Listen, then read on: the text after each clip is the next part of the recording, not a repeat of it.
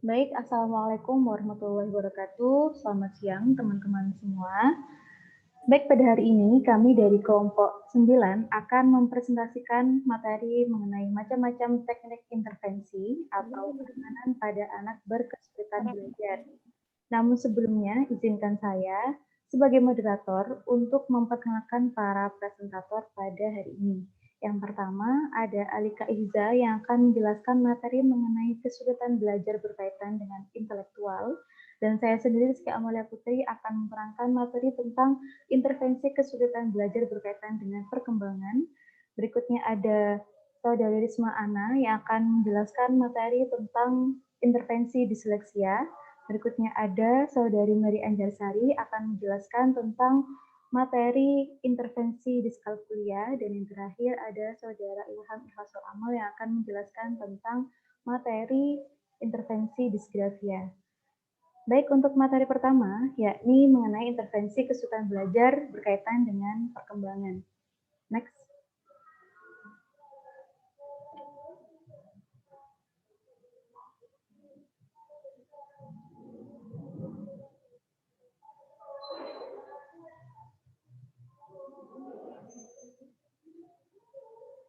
Baik, untuk yang pertama, yakni berkaitan dengan perkembangan. Pengertian kesulitan belajar berkaitan dengan perkembangan, Muhammad Abdurrahman tahun 2012 menyatakan bahwa kesulitan belajar yang berhubungan dengan perkembangan mencakup gangguan motorik dan persepsi, kesulitan belajar dalam bahasa dan komunikasi, kesulitan belajar dalam penyesuaian perilaku sosial. Kesulitan dalam perkembangan sering terlihat sebagai kesulitan belajar yang disebabkan oleh keterampilan prasyarat, keterampilan yang diperoleh dengan menguasai suatu keterampilan terlebih dahulu untuk dapat menguasai keterampilan berikutnya. Next. Nah, yang pertama adalah gangguan motorik dan persepsi. Di sini kami memberi dua contoh intervensi. Yang pertama adalah intervensi berupa gerak tari. Delphi pada tahun 2006 menyatakan bahwa terapi gerak tari mampu memberikan rasa kegembiraan, pencapaian atas pengendalian gerak tubuh, dan dapat meningkatkan kemampuan emosional, sosial, serta kognitif anak tunagrahita.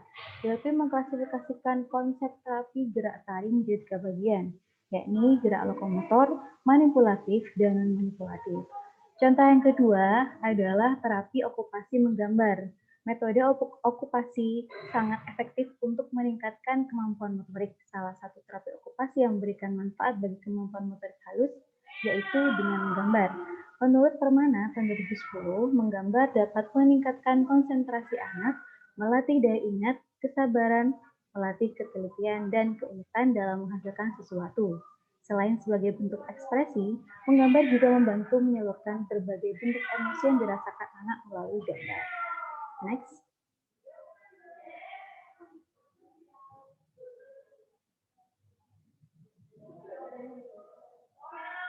Nah, yang kedua adalah gangguan dalam bahasa dan komunikasi. Di sini kami juga berikan dua contoh intervensi. Yang pertama adalah terapi AVT, yakni auditory verbal therapy, merupakan suatu terapi yang bertujuan agar anak tunarungu dapat memaksimalkan fungsi indera pendengaran dengan dibantu ABD atau alat bantu dengar, baik berupa digital maupun cochlear implant. Yang kedua ada terapi metode Glendoman. Nah, pada metode Glendoman, anak diperagakan gambar tulisan berupa kata sederhana tentang benda-benda di sekitar mereka. Nah, konsep ini mengajarkan konsep pengajaran berdasarkan tingkat perkembangan otak kanan ini diperkenalkan oleh Glendoman sendiri. Mengenai metode terapi Glendoman, bisa teman-teman baca selengkapnya di makalah. Berikutnya. Yang terakhir adalah gangguan penyesuaian perilaku sosial. Intervensinya di sini kami juga memberikan dua contoh. Yang pertama adalah terapi dengan Morotal Ar-Rahman. Terapi audio seperti mendengarkan musik merupakan salah satu terapi yang cukup efektif untuk meningkatkan perkembangan anak autis. Pemberian terapi musik pada anak autis dapat meningkatkan perhatian dan mengembangkan kesadaran tubuh, konsep diri, komunikasi verbal dan non-verbal, memperbaiki dan membuat perilaku, serta menurunkan kecemasan, tingkat kemarahan, dan hiperaktivitas. Yang kedua ada terapi permainan. Jenis terapi permainan sosialisasi merupakan suatu upaya yang dapat menghantarkan anak yang bersangkutan melalui permainan tertentu agar mampu menguasai keterampilan-keterampilan baru yang kemudian dikembangkan menjadi keterampilan khusus. Selanjutnya, silakan bagi presentator.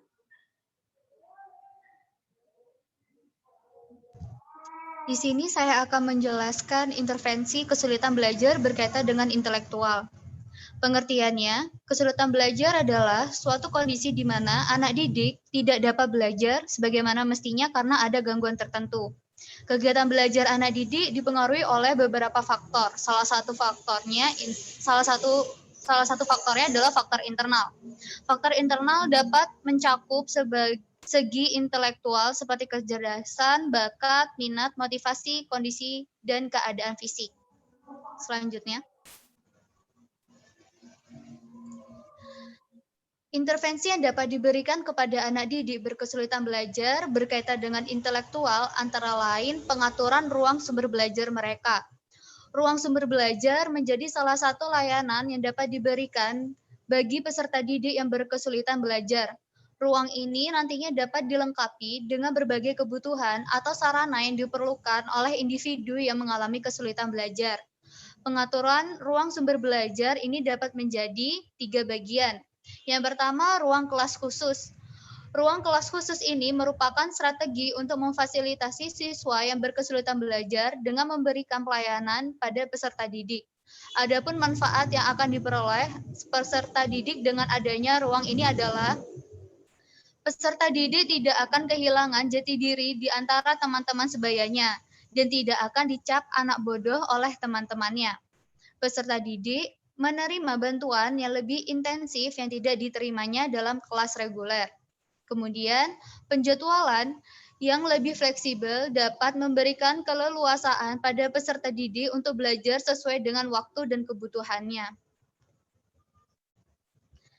Yang kedua, guru kunjung. Guru kunjung merupakan bentuk lain pelayanan kesulitan belajar yang mendatangi peserta didik secara berkala untuk memberikan bimbingan.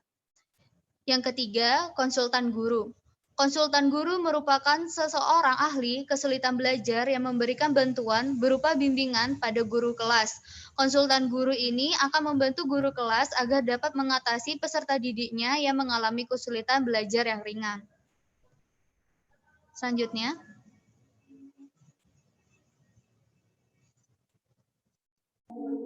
Baik, selanjutnya yaitu pengertian disleksia. Istilah disleksia berasal dari bahasa Yunani yaitu dis yang berarti sulit dan lex yang berarti berbicara. Menderita disleksia berarti menderita kesulitan yang berhubungan dengan kata atau simbol-simbol tulis atau kesulitan membaca. Istilah disleksia banyak digunakan dalam dunia kedokteran dan dikaitkan dengan adanya gangguan fungsi neurofisiologis. Brian mendefinisikan disleksia sebagai suatu sindrom kesulitan dalam mempelajari komponen-komponen kata dalam kalimat, mengintegrasikan komponen-komponen kata dalam kata dan kalimat, dan dalam belajar sengaja sesuatu yang berkenaan dengan waktu, arah, dan masa. Selanjutnya yaitu intervensi disleksia. Intervensi disleksia yang pertama yaitu ada phonemic awareness instruction, yaitu pengajaran dengan mengajarkan untuk memahami bunyi kata untuk meningkatkan kemampuan membaca dan keterampilan mengeja. Yang kedua ada phonic instruction, yaitu pengajaran mengenai cara menyembunyikan beberapa kata. Ketiga ada spelling dan writing instruction, yaitu pengajaran dengan cara belajar menulis kata, kalimat, dan pola bunyi. Yang keempat ada fluency instruction, yaitu pengajaran tentang kelancaran dalam membaca dan mengeja melalui latihan membaca dengan cara tertentu yang terukur.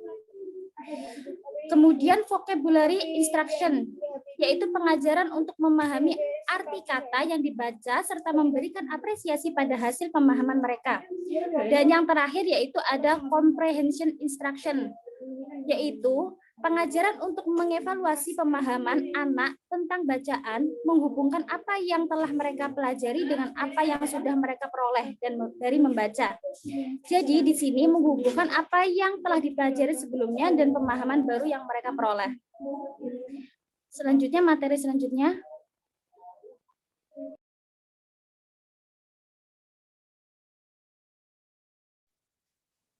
Selanjutnya saya akan menjelaskan mengenai diskalkulia.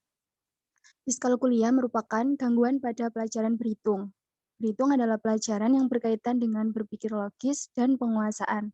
Artinya berkaitan dengan kemampuan intelektual anak.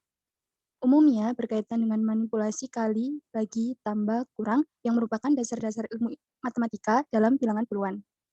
Ciri-ciri anak yang mengalami diskalkulia adalah satu, kesulitan dalam mempelajari dan mengingat fakta-fakta aritmatika. Kemudian yang kedua adalah kesulitan dalam melaksanakan prosedur perhitungan. Lanjut. Intervensi diskalkulia, di mana menurut Klinik Autis Indonesia tahun 2012, yang pertama harus dilakukan atau dimulai di awal karir pendidikan anak.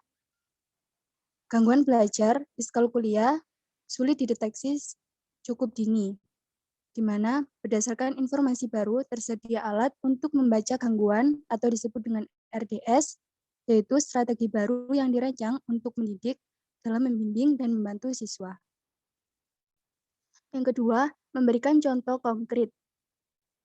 Perbanyak contoh-contoh konkret untuk memastikan pemahaman yang kuat sebelum melangkah kepada konsep yang abstrak. Hal ini akan membantu memberikan strategi untuk memvisualisasikan konsep. Selanjutnya, menggunakan bantuan media. Berikan kesempatan untuk menggunakan gambar, grafik, kalimat, atau kartu untuk membantu anak dalam hal pemahaman soal disertai contoh kehidupan sehari-hari. Yang selanjutnya adalah konsep diri yang positif. Sebelumnya,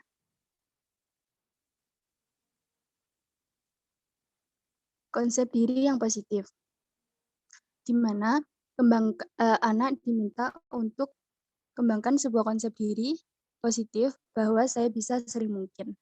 Jadi anak dirinya itu dibuat sepercaya mungkin sama kemampuannya yang dimiliki. Meskipun itu mungkin berbeda dengan teman-teman yang lainnya. Lanjut. Ini adalah 3 contoh intervensi untuk anak-anak yang mengalami diskalkulia. Yang pertama, ada pendekatan positif. Kemudian bantuan belajar, dan yang ketiga adalah kerjasama. Pendekatan positif. Menurut Klinik Autis Indonesia tahun 2012, pendekatan positif ini kita seorang pendidik gunakan pendekatan yang positif untuk mengenalkan konsep dasar. Jadi, karena mereka memiliki kemampuan yang mungkin berbeda dengan anak-anak yang lainnya, sehingga mereka harus memiliki pendekatan yang lebih. Di mana kita sebagai seorang pendidik atau orang tua bisa melakukan pendekatan dengan cara yang positif. Selanjutnya adalah bantuan belajar. Berikan bantuan dalam mempelajari simbol-simbol matematika dan bahasa matematika. Jadi karena anak-anak ini sedikit mengalami kesulitan, maka orang tua dan juga pendidik akan sangat berperan dalam proses belajarnya. Maka memberikan bantuan dengan cara memberikan simbol-simbol adalah salah satu upaya yang bisa diberikan. Selanjutnya adalah kerjasama. Remediasi menuntut kerjasama erat antara guru kelas reguler dan mereka yang terlibat dalam mendukung perbaikan. Artinya, orang tua, guru, dan juga anak itu saling bekerja sama, mereka memiliki satu harapan di mana untuk bekerja sama untuk mendampingi proses anak dalam belajar. Next.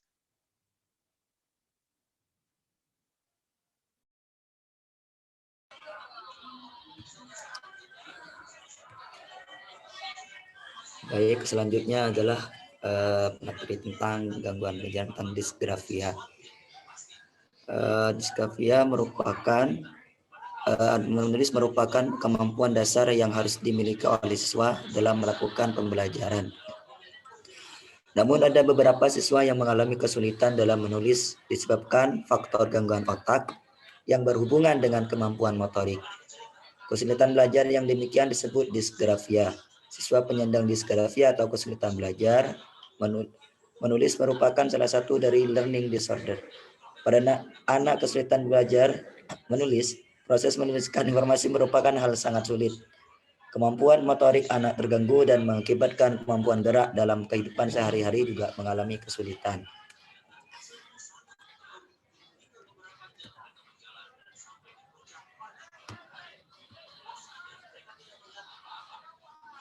Selanjutnya adalah intervensi pada disgrafia. Menurut Tati tahun 2015, bentuk penanggulangan atau intervensi yang dapat diberikan adalah yang pertama yaitu remedial.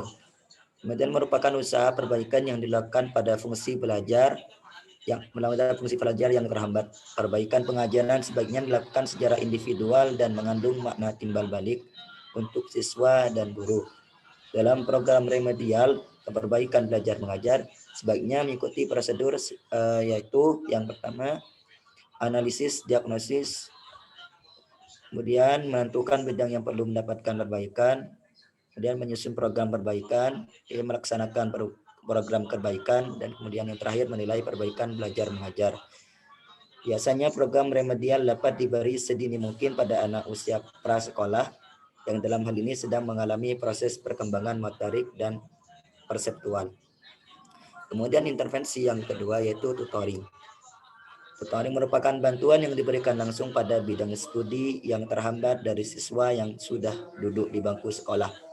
Cara ini lebih cepat karena tanpa melalui perbaikan proses dasarnya terlebih dahulu dengan tujuan mengejar ketinggalan di kelas. Tapi sebaiknya intervensi yang paling ideal dan menyeluruh akan mencakup program. Mencakup kedua program yaitu remedial dan tutoring. Kemudian yang ketiga yaitu kompensasi. Diberikan bila hambatan yang dimiliki anak berdampak negatif dalam proses pembentukan konsep dirinya. Dalam arti mengingat usia, kegiatan yang dilakukan dan derajat kesulitan yang dialami sedemikian rupa. Sehingga diperlukan sesuatu kompensasi untuk mengatasi kekurangannya di bidang atau area tertentu.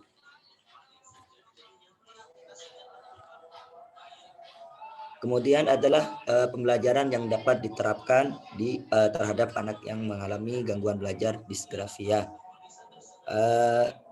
Pembelajaran ini dirangkum dari beberapa penelitian yang dirujuk terhadap jurnal-jurnal yang ada. Yaitu yang pertama, pembelajaran metode media buku bergaris. Salah satu alternatif yang dapat membantu anak kesulitan belajar dalam meningkatkan kemampuan menulis melalui buku bergaris 3. Dikembangkan oleh Learning dalam FIF. Buku bergaris 3 yaitu anak dapat mencoba meletakkan dan membuat huruf sesuai bentuknya, yang memegang peran penting dalam proses belajar.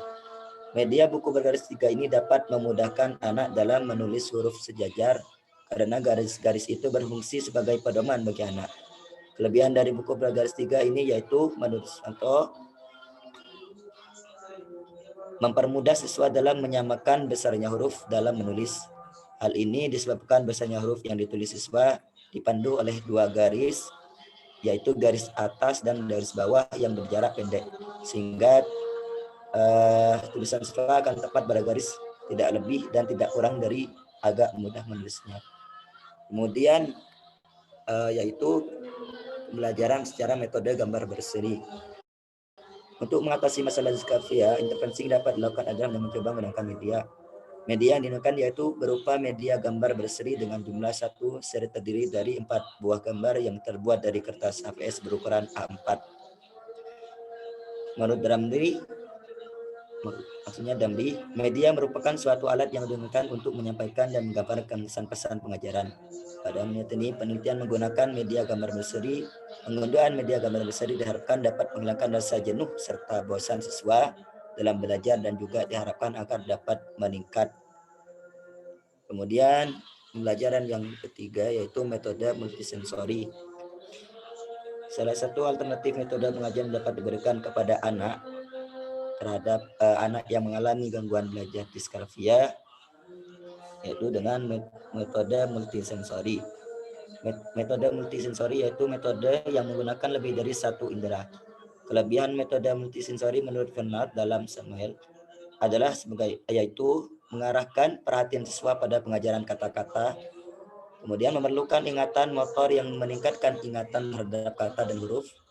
Kemudian meningkatkan diskriminasi visual, hak keterampilan pengenalan visual, dan meningkatkan kapasitas ingatan visual terhadap kata, membantu dalam pengajaran visual verbal yang bergabung dengan asosiasi dalam bantu siswa, membantu siswa, maksudnya membantu siswa mengasosiasikan kata secara lisan dan tertulis, kemudian memperbaiki ingatan verbal dalam bentuk visual, sedangkan kelemahan dari metode ini yaitu pelaksanaannya membutuhkan waktu yang lama dan pelaksanaannya butuh tenaga dan konstruksi. Kemudian kelemahan yang terakhir yaitu jika tidak dilakukan secara bervariasi akan menimbulkan kebosanan terhadap anak.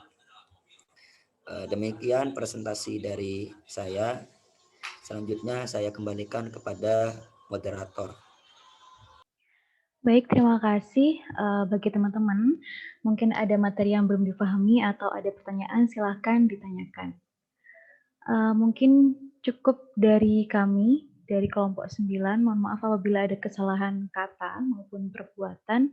Akhirul kalam, kami ucapkan wassalamualaikum warahmatullahi wabarakatuh. Waalaikumsalam Waalaikumsalam warahmatullahi wabarakatuh. Waalaikumsalam warahmatullahi wabarakatuh.